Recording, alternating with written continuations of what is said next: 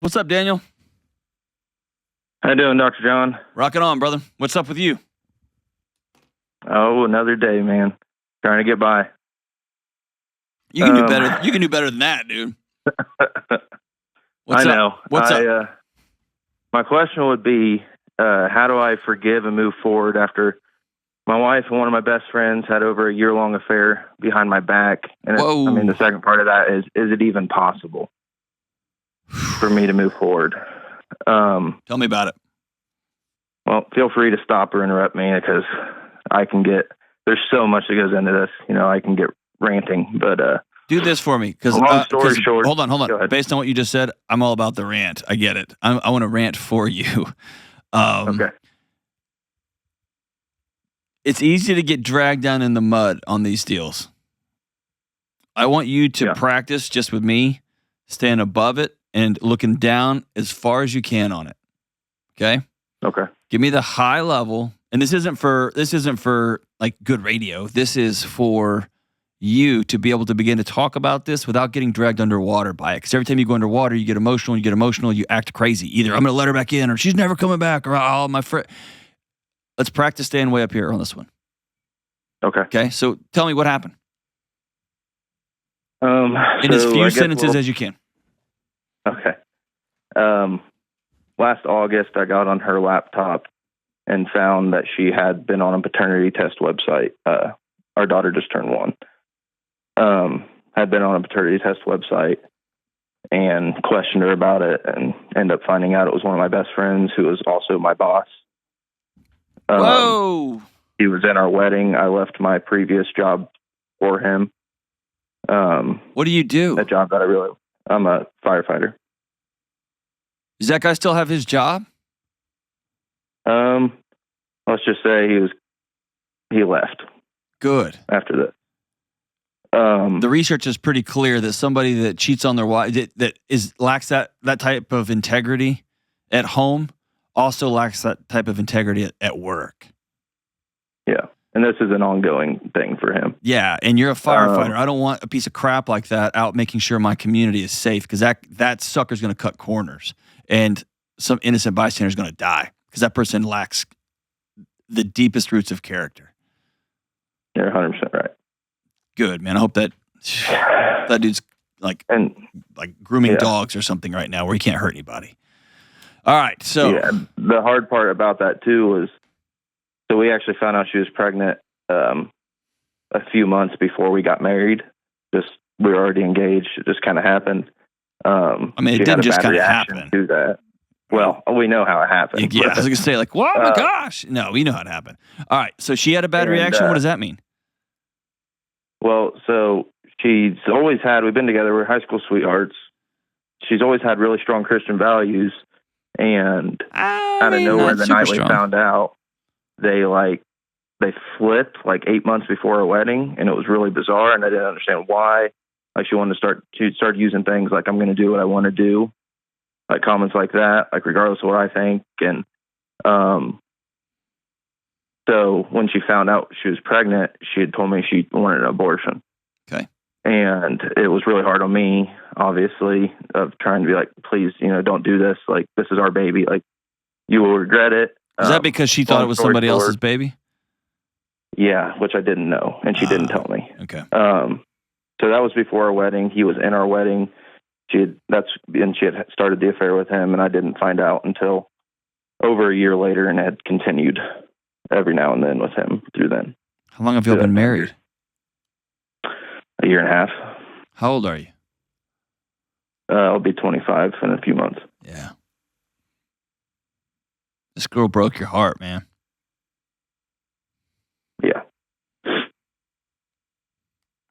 And she gave you the best thing of all time too. At the same time, that little kid, right? Yeah.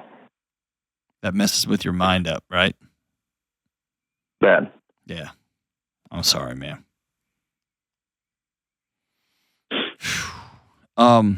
The only way that this marriage can survive, can it? Yes, it can. Is it going to be hard? Yeah. You're a firefighter. You're not scared of hard things. The only way it survives is y'all completely control, delete everything you knew about your marriage, and you start completely over. and both of y'all are all in. And what does that mean? The fact that you called and said, I looked at her laptop. My wife and I just have laptops. Several, actually. I guess she has her phone and my phone, but we both know the codes to each other. Like, it starts there. Yeah. You don't have secret stuff, and I don't have secret stuff. We're just going to build a unified structure here. Right? You wouldn't put up with that kind of logic in the firehouse, right? You wouldn't have like, I'm just going to prep this however I want. You can't, because someone will die. Same applies in your marriage. Would she do that? You mean, would she be willing to Control Alt Delete, start over, open up finances, share finances, open up electronics, cut off all contact with other people, and just go fully in, us two, ride or die, building a marriage that will last forever? Well, I mean, to add the other extra layer to this situation, so that was like the night that I found out, I went up to the firehouse. Me and him worked different shifts, and I confronted him. And then I came back, and the first thing I said was, here's what I need if we're going to fix this. And that was one of the things. And she genuinely tried for a few weeks, and then it just stopped. And I will say, like, I'm a pursuer, and she's like definitely a withdrawer. Like, she shuts down. And so she shut down, and that lasted until the end of December, and we separated. Okay. But this is, when we separated, it's with the hope that like maybe something will change and get better. And I do see flashes of that at times. And then there's really high highs, really high lows. I grew up with a mom with BPD. Mm-hmm. And I see a lot of the similar traits in her. And I genuinely believe that like a lot of this is caused by the mental illness. And my vows meant something to me. And she broke your vows, regardless brother. of what she did. She broke your vows. I know your vows meant something to you, but she broke them. You're hanging onto a ski rope, and she cut the rope, dude. And you're still trying to ski, and you're bobbing in the middle of the water, and the boat is gone.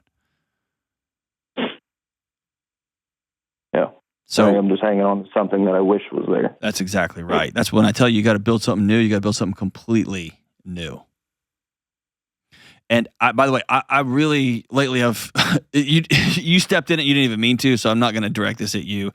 I'm kind of over I'm a maximizer, I'm a builder, I'm a pursuer, I'm a whatever. Like, I don't care. Like, I am a podcasting, YouTube, and radio personality. That's on my job description here at my office. I also will go out and pick up trash outside if we have a bunch of guests coming. Because when things get, when you need to pull together as a team, you move chairs together. You just do what you got to do, right? And so I don't care if I'm a withdrawer or I'm a pursuer. Dude, my marriage is about over. I'll do whatever I have to do. Yeah. If it's uncomfortable, I don't care, right? So it's like, I'm just going to do my withdrawal game. No, dude, we don't have time for games. You're about to be a single mom, and I'm about to be a single dad. And I don't want that for us. I don't want that for my baby. But yes, you are holding on to something that no longer exists. The question is not, can you get it back? You cannot. It is over. The question is, can y'all build something new? And I think you can, but it takes both of you. And she goes through one day, she doesn't think there's a chance that she would ever want to be with me again. And then the next, she acts completely otherwise. All right, here's what I'm going to tell you. You have self-diagnosed her, and you are looking at her through a lens of some sort of mental health diagnostic. Don't do that to her. It's not fair. What you have to do is to ask yourself, because here's what it does. It also gives you a pass. It helps you not look at reality. And you've probably heard me say this a million times on the show. If behavior is a language, what is she telling you? I don't want to be with you. Yeah. Occasionally I'll hook up with you. Occasionally when we come see the baby, or when she comes to visit the baby, or you go to visit the kid, you'll have some laughs. You grab a drink. Maybe she's made dinner, and it just feels like it would feel good, but it's not real. Is that true or false? Tell me if I'm wrong, man. I'd love to be wrong here. Very true. Okay. The only thing I think left to do is to sit down and say, I need us to be adults, and let's say we're going to go all in. And I have done my work to say, here's what all in means, or let's call it. Because right now you're both drowning in the maybe. And maybe there needs to be some just gray mush for a while. But it doesn't seem to be effective. That's why I like separations, like to have a date and a time and a location where we're going to reconnect, what we're going to talk about when we get there. Like that separation's got a purpose, and that's just to let the fire burn out in the house because things got too hot. Yeah, and it's been 4 months. Has she seen somebody else that you know of? I asked her yesterday. She says no, but you can't believe that. Again, yeah. No, I don't trust her. Yeah. Would she go she go see somebody with you? So we went to counseling. She actually, like the day after I found out, scheduled us an appointment with a lady, and we went together like 3 times. And this lady and I kind of butted heads. It was a lot of like I would make the comment of how like I felt if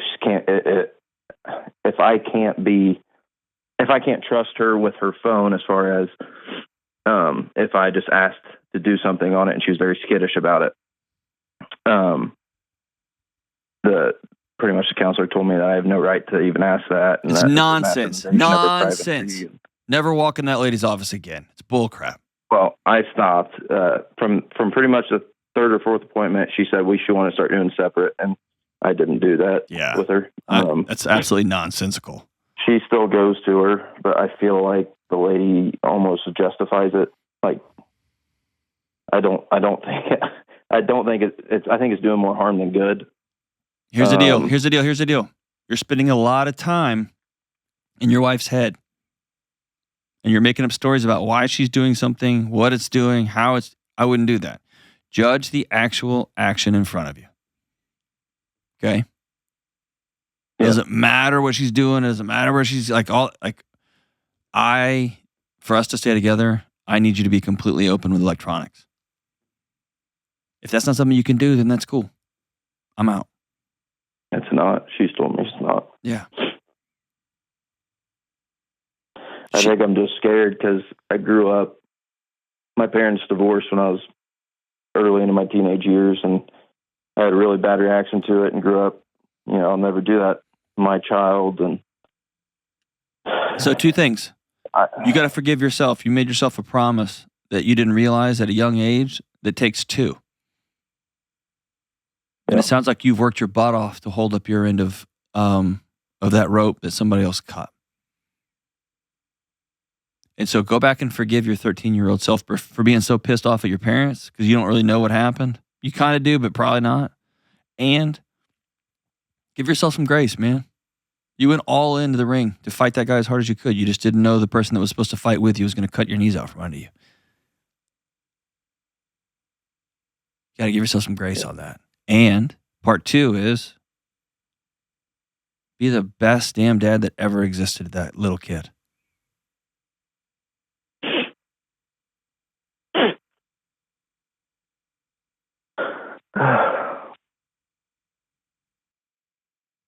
She's my everything. I know she is.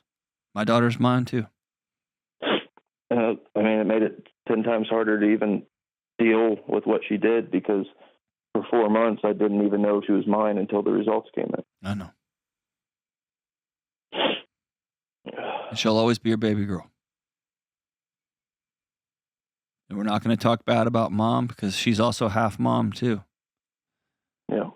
And we're going to love that little girl. She's not going to know a day in her life that daddy's not telling her that she loves her. And if some crappy stepdad comes in the picture, your dad's going to be right there. And if mom's not okay, dad's going to step in. And if dad's got to go to court and get everything sorted out, which you're going to need to do, then we're going to go get things done. But we're going to take care of that baby girl.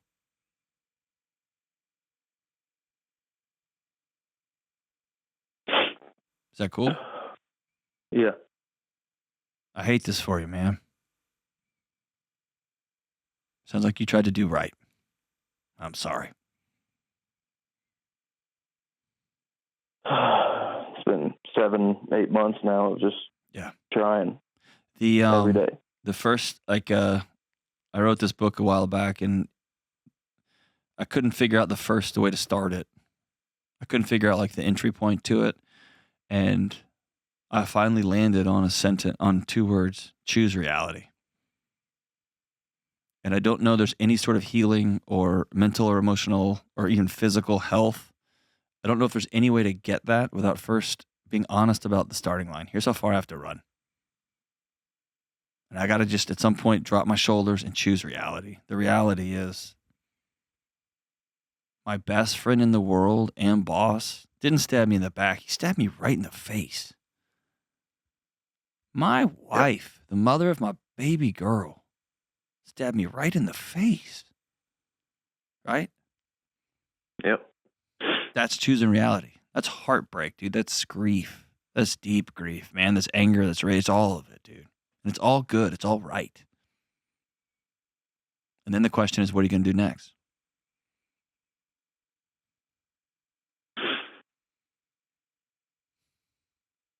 I think the conversation needs to be, I'll say this. There was a little bit of conflict between the 2 of us yesterday.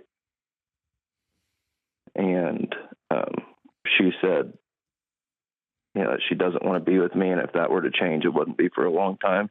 Cool. You need to have the courage to hear her words. And then go do what you got to do. You need to go to the courthouse. You need to get an attorney. You need to go do the next right thing. I just feel like I'd be losing my daughter too. No. You won't be. Because she makes it very difficult for me already. I know. And that's what a court order can help with. At least it'll clarify that halftime or 3/4 time or whatever, non-shift time. But you're trying to hold together a fantasy, brother. Then that it's gone. It's a ghost. And that's that angst, that, like, I'll say this in a harsh way. You've already lost your daughter. Your daughter right now is tangled up in like an electric fence of chaos and tension. And I don't know who's what and where. And that's my daddy, but he doesn't live here. That's my mommy. She doesn't live here. I hate this for you, man. But it's time. You can call an attorney. You find yourself a therapist that isn't delusional. So ridiculous. Sorry, man. And begin taking the next step towards what comes next. Hang on the line. I'm going to send you that book, Building an Unanxious Life. That'll be my gift to you, man. Call anytime, brother. Call anytime.